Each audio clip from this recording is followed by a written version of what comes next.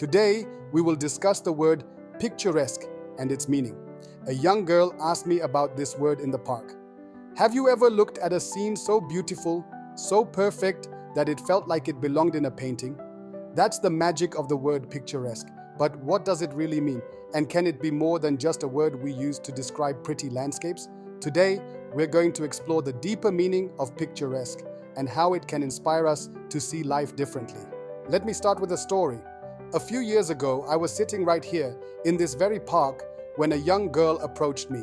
She couldn't have been more than 10 years old. She pointed to the trees, the flowers, and the pond and asked me, "Is this what people mean when they say something is picturesque?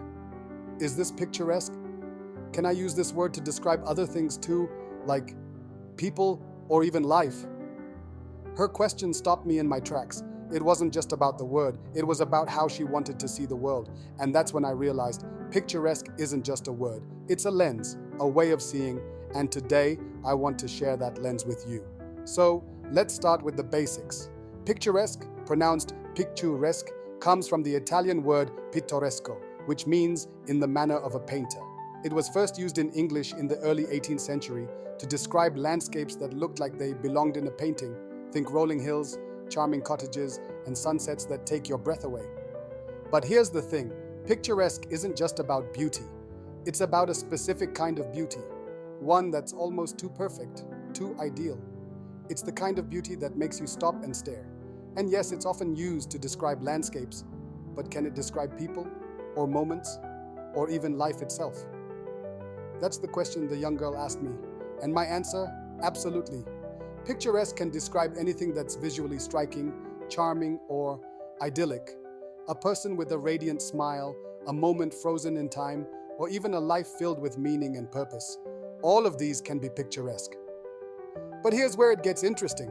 The word picturesque isn't just about what we see, it's about how we see.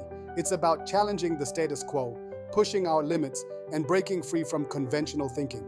Because when we start to see the world as picturesque, we start to see its potential. We start to see our own potential. Let me give you an example. A few years ago, I was stuck in a rut. I felt like my life was anything but picturesque. And then I came across the word paucity. It means a lack of something. And it hit me. The only thing lacking in my life was my perspective. I needed to see the world and myself differently. That's when I started to dissect, decode, and decipher words like picturesque. I realized that every word has a story, a history, and a power. And by understanding them, we can unlock new ways of thinking and seeing.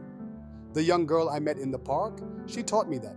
She didn't just see the park as picturesque, she saw her own potential. She saw life as something she could paint, something she could shape, and that's what I want for you. So the next time you come across a word like picturesque, don't just skim over it. Dive deep. Ask yourself, what does it mean? Where does it come from? And how can it change the way I see the world? Because words are more than just tools. They're windows. Windows into new ways of thinking, new ways of living, and new ways of being. Thank you for joining me on this journey. If this video inspired you to see the world and yourself differently, don't forget to like, subscribe, and share your thoughts in the comments below. Let's keep challenging the status quo, one word at a time. Until next time, keep seeing the world as picturesque.